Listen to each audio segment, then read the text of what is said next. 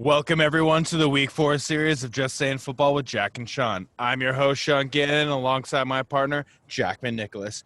We're here to bring you news, notes, weekly updates, and game analysis from your favorite teams from around the leagues. If you had not had the chance, go check out our website at justsayingfootball.com and follow us on Instagram for our latest updates on articles and videos at Just Saying No G WJS. We got 8 games slated to kick off tomorrow at 1 p.m., but before we get to some of the game analysis, we do have some COVID-19 updates. Because there have been, I believe, 16 positive COVID testing for the Tennessee Titans, 8 staff, 8 players. The Pittsburgh-Tennessee game is getting moved to Week 7, and both teams will have a bye now, really affecting fantasy owners, but we're still going to get to see a good game later on in the year. Moving on, the Chiefs-Patriots game is not going to happen tomorrow at 4:25 as originally planned. It's going to be postponed until Monday or Tuesday, possibly later. We're not really sure. That's all we have right now. Cam Newton, starting quarterback of the New England Patriots, sadly, was just tested positive for COVID today.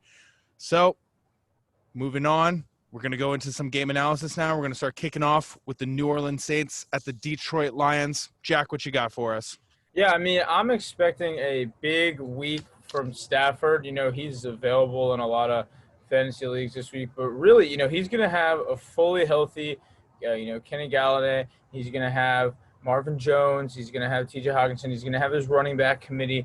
I'm expecting a big week from him with Janoris Jenkins out. Marshawn Lattimore is expected out. I'm looking for a big passing game from this Lions team if they're going to stay in it. The way Drew Brees and Alvin Kamara have been moving the ball, I believe that they're going to have to keep it up. I'm looking for a big game here from Kenny as he's coming back. He needs to put his mark back on, showing that he's one of the top receivers in the league. I'm also kind of looking for the fact that, we have Alvin Kamara, who is a MVP candidate in my mind. He's 5th in the league in receiving right now because Michael Thomas is not there. They're needing to, dump the ball off. There's not too much protection with Andrews Pete out. And, he's 29th right now in the league in rushing, which we expect to be higher. But, once I feel like Michael Thomas comes back, he's going to really be used to his full potential. Absolutely. I think Alvin Kamara is definitely a dark horse MVP candidate. He's playing excellent football right now. You're right, 5th in the league in receiving yards is not something that you see very often coming out of a running back. I think he's one of those guys that could easily get 1,000 rushing and 1,000 yards by the end of the season. So keep your eye on him and what's going on with the Saints. Looking at the Lions, they're fully healthy now, and this offense looks to be having a lot of fun. Matthew Stafford had a great week last week, and with all the injuries to the Saints, you mentioned some, Marshawn Lattimore, Janoris Jenkins. There's also Marcus Davenport, Jared Cook, Andreas Pete, Michael Thomas. All these guys are out. It's going to allow an opportunity for Stafford to really let loose the cannon that he has, that we all love to see him throw on these deep balls. It's really going to let him do that. On the flip with the Saints, it's going to be the Kamara show again. What I've been disappointed about with this offense, though, is that Emmanuel Sanders has been so little involved throughout the entire opening first quarter as of right now. We finally saw him for the first time really show up with the Green Bay Packers, 4 receptions, 56 yards, and a touchdown. But against the Raiders, 1 reception, 18 yards. Tampa Bay, 3 receptions, 15 yards. And a touchdown. We want more from him, but we expect more from him. He did so well for the 49ers last year and the Broncos last year. He's one of those key pieces I thought were really going to help open up the passing ability of this offense. And when Michael Thomas's injury happened, I expected him to be like kind of there, seeing a lot of these targets, and he hasn't seen them. This is going to be an interesting game. Kamara is going to be the focal point of the Saints, as always, running the ball and passing the ball. But I think that this is an opportunity for the Lions to get to 2-2, show that they're a force to be reckoned with maybe in the NFC North against the Bears and the Packers, even though they lost them the week before. I'm going to go with the Lions here. I'm going to trust what they can do passing the ball. And that with all the defensive injuries to the Saints, that alone is going to be enough to get done. When you're missing your top 2 cornerbacks, it's that much harder to win a game.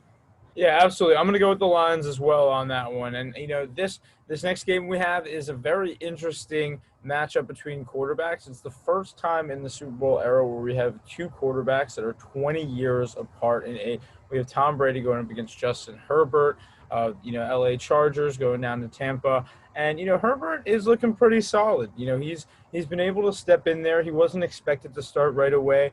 The unfortunate situation with Tyrod Taylor he's now been forced to go in and, run this offense. And as a sixth overall pick, we expected big things from him, but we didn't think he'd get thrown in there right away. But I think this is a big chance for the Tampa Bay pass rush to show what they can do against Justin Herbert, because with Brian Bulaga out, the left tackle, we also have Trey Turner out. These are two guys for the Chargers that they use for a lot of pass protection. They're great run blockers, and that's how they're able to give those Keenan Allen, Mike Williams, Hunter Henry, Austin Eckler, they're able to keep this offense moving. But there's going to be a lot of pressure from guys like Shaq Barrett, Devin White, Levante David. They have a great linebacking core in Tampa, and I'm worried a little bit for the Chargers this week. I'm absolutely worried.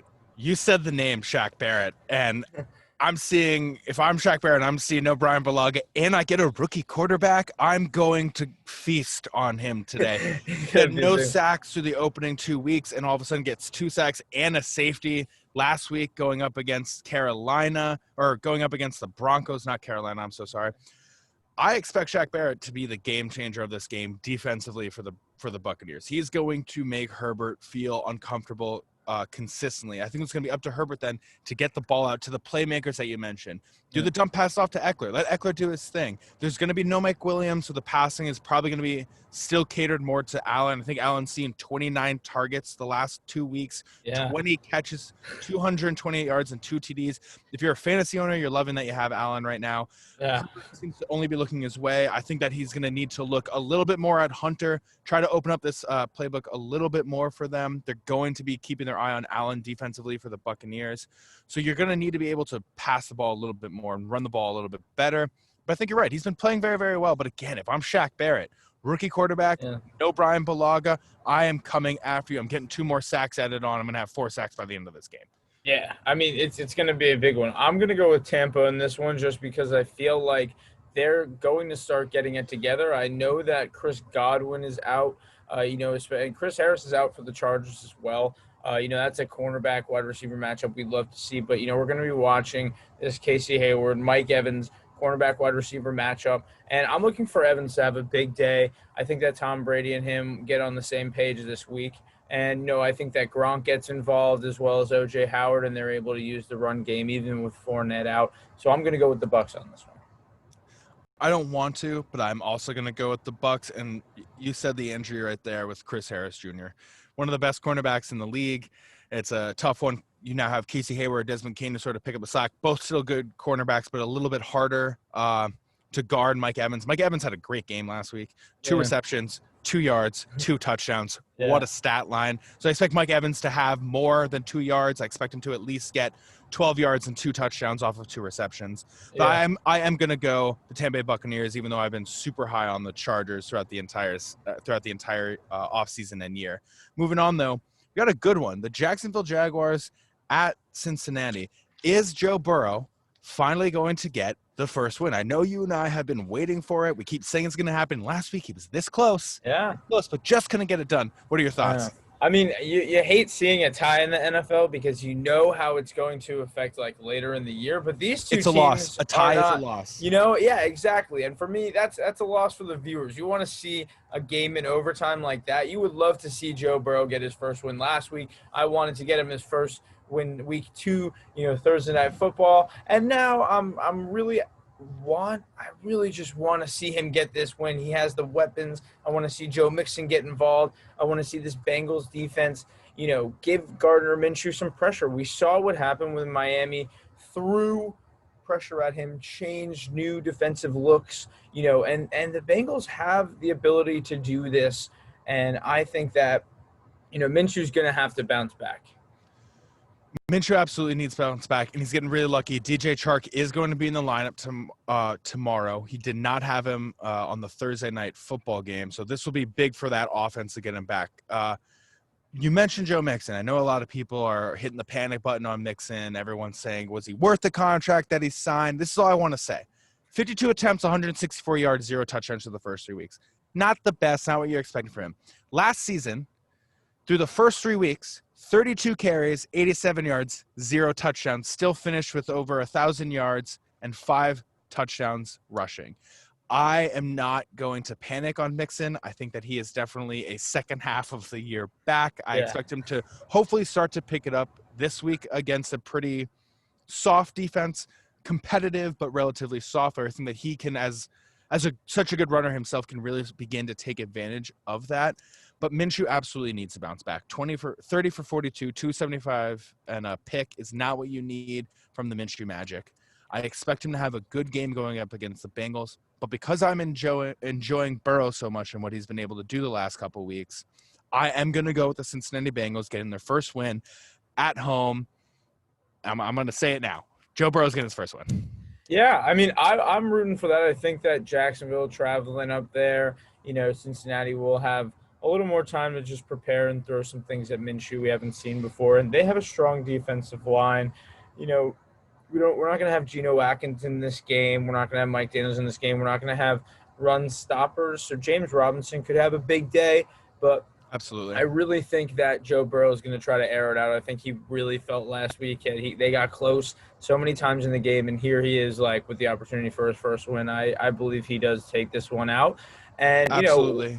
We're speaking of first wins, we got two teams in our next matchup that are both looking for their first win on the season, and two teams coming into the season that we expected to be playoff contenders, at least divisional winning contenders. We were expecting them to, build on what they did in the offseason. And, we had the Minnesota Vikings and the Houston Texans. How are you feeling about this matchup? I've been waiting for your response all week on this. I've just been nervous all year since that week one matchup. I have just been so nervous about what this team is capable of. The two biggest things and the two brightest spots that I saw offensively is our rookie wide receiver, Justin Jefferson, having 7 receptions for 175 yards and a TD. Just looked really clean, looked really great in the system that they had. Got his first start last week. It worked really, really well for him. I'm happy that him and Cousins have now sort of begun to build this rapport, and it happened in this fashion of such a dominant game. On the other side, looking at Cook and what he did last week with 22 carries and 181 yards and a touchdown, that shows that our bread and butter is the run game and then the pass game, not the pass game and then the run game. But this is an interesting game. I think the biggest matchup to me is going to be Deshaun Watson versus the Vikings secondary. Our secondary is weak. We won't have Mike Hughes again. He's going to be out again with a neck injury. We are getting Cam Dantzler back. He's been a promising young rookie throughout camp, which is a bonus. Chris Boyd is also not expected to play, so we're still taking these hits. Deshaun Watson got paid well. He has a good group of receivers around him in Cooks and Will Fuller. They're really, really fast. And I like what Akins does in the tight end spot. This is a chance for them to take advantage of the secondary and for Watson to really show what this offense can do and feel comfortable in this offense. Let's also try to get Duke Johnson going if I'm Deshaun Watson. That first week when Johnson was going, the offense looked really, really crisp on a few drives against the Chiefs when Duke Johnson was running David Johnson was running the ball well. Yeah, I mean, speaking of Duke Johnson as well, though, they're going to have both Johnsons this week finally available. Duke Johnson is coming back. Him and David Johnson are going to be able to provide a run game that will help Deshaun Watson. It will help them on the play action if they can get this run game going. With the Vikings, they've had issues with stopping the run this year, so we're going to see if they can stop David Johnson early, contain Duke Johnson on those short passes, contain those, receivers, have Harrison Smith over the top. I want to see, in this, who's really going to step up. I'm looking for Eric Kendricks to just shut them down. The Vikings middle linebacker, he's a fan favorite, and I'm looking, he's the leading tackler. He's tied with Miles Jack right now for the leading tackles in the NFL with, 33. That's 11 a week. I'm looking for him to stop the run this week. And, it's going to be on these defensive guys to shut down the opposing offense if they're going to win these games. Yeah, it's going to be an interesting game. I think the speed offense that the Texans run will be an interesting matchup against a pretty young secondary. I will go Vikings. I am going to take my team for the second time this season. I think we can get it done. Let's just keep our our game plan really simple again. I'm Yeah. a big fan. I'm a big fan of running the ball. Let's just run Cook. Let's give him 22 more carries. Let's get him over 150 yards again. Let's pass to Justin Jefferson, Adam Thielen when we need. Kirk Cousins. Let's just limit the turnovers this week. No interceptions. No interceptions. Yeah, I'm going to go opposed. I'm going to actually have to go against you this week. I'm looking for a big game out of Deshaun Watson. I think with Mike Hughes out, this secondary, like you said, it's an impactful part of this. If they do get this run game going and they're able to get Deshaun, on a bootleg pass where he's really able to just take it and, make the plays that we've seen him make in the past, I'm thinking the Texans pull this one out personally, but, it's just Deshaun's magic there, and we're gonna go down to Miami for some more magic, some Fitz magic. We love some Fitz magic here, but Gotta love him. and he could have a huge week too. We saw him go crazy. We had our Thursday night preview about him, and we knew that the magic was there, but we didn't acknowledge how much magic he was going to throw at the Jaguars last week, and he could throw more at this weak Seahawks secondary with no Jamal Adams this week. Yeah, this Seahawks secondary is bleeding when it comes to giving up passing yards. Last week, 472 yards to Dak Prescott, 397 yards the week before to Cam Newton. This team, they're winning, and it's because MVP candidate right now, Russell Wilson, has thrown 14 touchdowns in the opening 3 weeks, and his deep ball is perfect.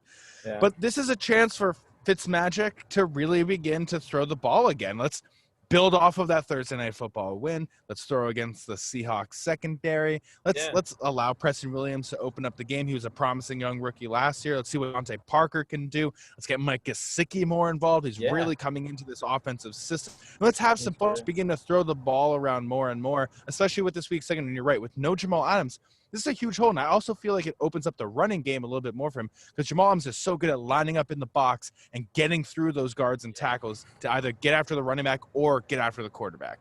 Yeah, I'm going to go with the Seahawks this week, though, on this. I think that they can get it done. I think the way Russ is playing, I can't doubt him.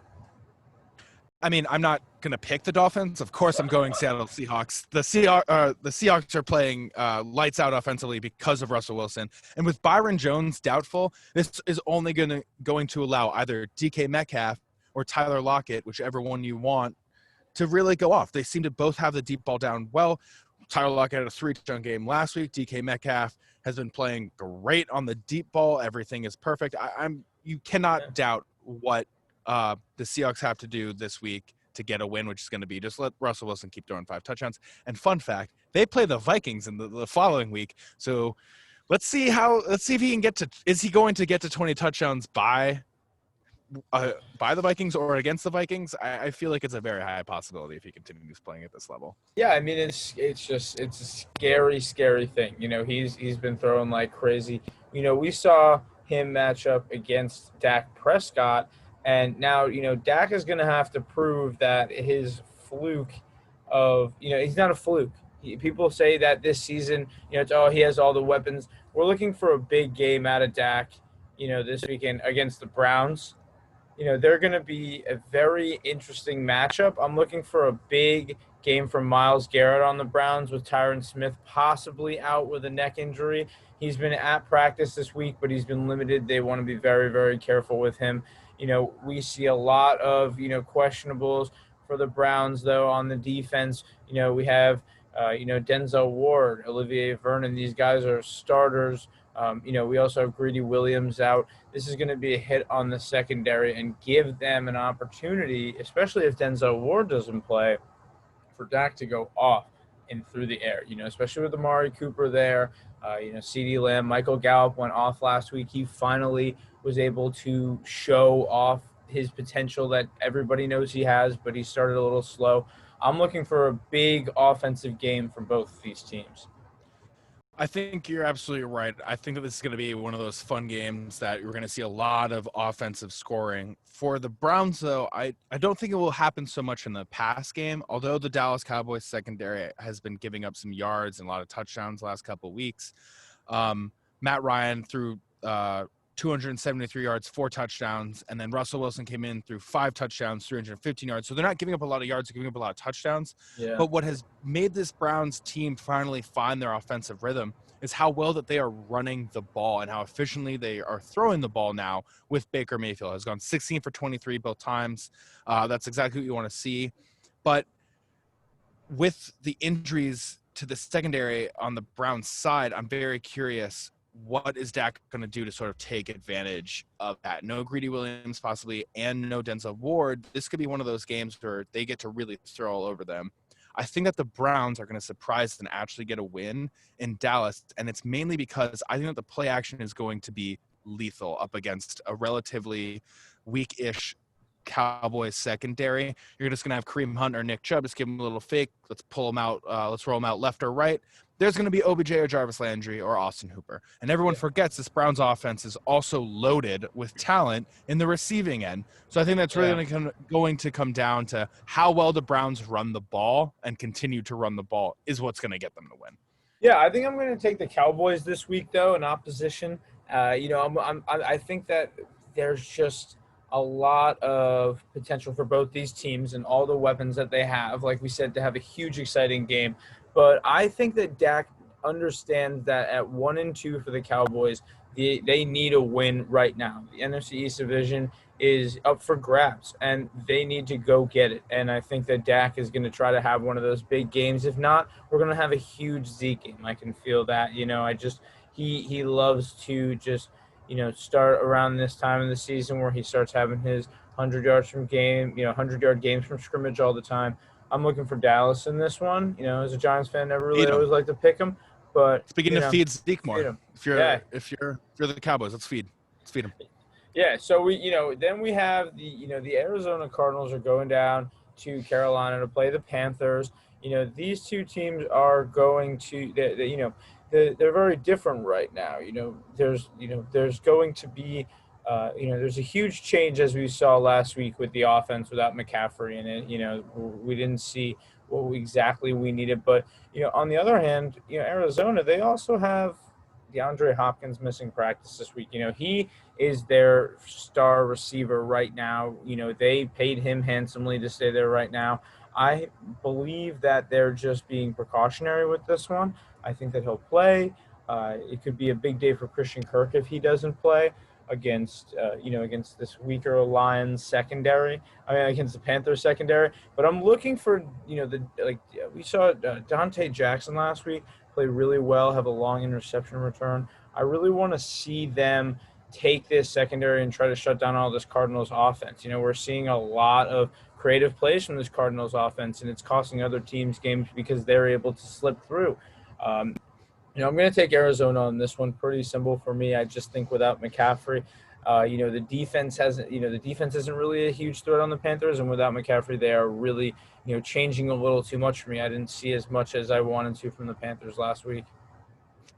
Yeah, I'm going to go with the Arizona Cardinals as well. I feel like Kyler Murray so far this season, the stats may not be mind-blowing to people. Only 4 touchdowns, 5 interceptions, 786 passing yards. But it's how he's running the ball and how he's extending plays that continue to keep this offense alive and continue to sustain drives. And it's almost like you're watching him play at Oklahoma again, where he is so comfortable in this system. And that's what's so key, and that's exactly what Cliff Kingsbury drafted him to do, and he's doing this. You're absolutely right. DeAndre Hopkins is a precautionary thing. I expect him to be in there tomorrow. This somehow feels like a must-win for them with the 49ers doing pretty well, even though they have all the injuries. And the Seahawks now undefeated still and potentially getting another win to stay undefeated. This feels like a must-win game. I think they're going to get it done against Carolina. They're not the same without Christian McCaffrey. Their secondary is a little bit weaker without James Bradbury that they lost in free agency. And I think that the Cardinals are absolutely going to get it done. I think what I want to see, though, from the Panthers, I want to see Bridgewater begin to step up a little bit more and show us what he can do. He looked pretty good last week, threw for 235 and a touchdown. But not able to get the win. We want to see him get that win. We want to see him do well in the Panthers. I love Teddy ever since the Vikings drafted him. So I hope that he plays really, really well, but I think that the Cardinals are still going to get the job done no matter what. Yeah, I think the Cardinals are doing great. I think Cliff is doing a great job with that team. Kyler, like you said, it looks like he's playing, like he was, back in college where he was the most dominant person on the field. And, Yeah. the most dominant person in the NFL, people will argue right now, is Lamar Jackson.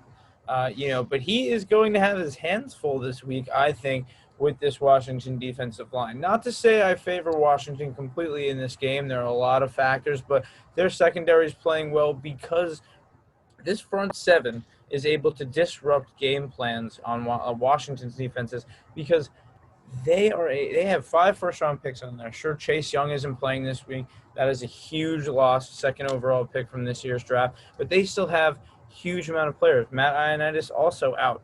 They still have a great amount of players. They still have Deron Payne, first-round pick. They have John Allen. They have Brian Kerrigan. These guys are dominating at the line of scrimmage and messing up teams' run games. And we haven't really been able to see a team in our lifetime that has been able to run the ball like this Ravens team with Lamar. Right now, Lamar, he's thrown 5 touchdowns, no picks. He looks great as a passer. He has 576 yards in 3 games. Then you also have 32 rushes, which is less than we'd expect, but still over 10 a game. And he has 182 yards, leads the whole team. Then you got Gus Edwards, who's the 3rd running back on the depth chart. He has 18 for 129. You have Dobbins, who's stepping in there. He's only got 10 rushes, but he's getting carries. Ingram is getting the carries. They're able to continuously work these teams down. And without Chase Young in there, they're going to have to run this ball down Washington's throat if they're going to win. Unless they – and Washington contains Lamar, I think it's going to be a really tough one. For Baltimore. But we know that if anyone's going to get it done against a really good defensive line, it's going to be the MVP. Yeah, he struggled last week against the Chiefs. Lamar was uncomfortable in the pocket, only barely completed over 50% of his passes, 97 yards and a touchdown, 73.1 passer rating. That's not what you're expecting from the MVP against such an intense game. He came out and he said, they're our kryptonite. I expect a huge bounce-back game for Lamar in the passing realm especially. I expect him to throw all over the secondary. I expect a lot of play action because you're right. They have a very solid rush defense. As great as this rush offense is of the Ravens, you have to respect what the defense can do. Obviously, the Ravens are going to try to run the ball as much as they can, continue with their bread and butter. But I expect Lamar to really begin to throw the ball more and more this game, especially. Let's hit the tight end Mark Andrews more. Miss a few passes with him against the Chiefs that you wish you could have back. Let's have him back this week. I expect a big game from Marquise Brown. I expect these guys to really step up in the passing game and to put sort of like a stamp on that of what they can do and to bounce back from a Chiefs game where they really struggled offensively to find points and move the ball downfield and sustain drives. I'm going the Baltimore Ravens over the Washington football team. I think that offensively and defensively, they have just the best team overall. Compared to the Washington football team, which seems like now, as of right now, Ron Rivera is ready to possibly move on from Dwayne Haskins because he wants Haskins to do more. And so I'm going to go with the Ravens. I 100% agree with you. They're going to get the win. Yeah, I'm going to go with the Ravens as well. I just think it's a time for Lamar to bounce back after he has a game like that. No disrespect, the Chiefs are, playing as one of the better teams in the league, but we expected more from Lamar last week. I'm looking forward to a big performance from him this week. Absolutely. All right. Yeah. That's all the time that we have, everyone. Yeah. Thank you for listening in. Thank you for tuning in for the Sunday games. Yeah, enjoy. Like and subscribe. YouTube. Check out JustSayingFootball.com. Instagram, Just Saying, no G, JWS. Have a good day, everyone. Enjoy the Sunday games.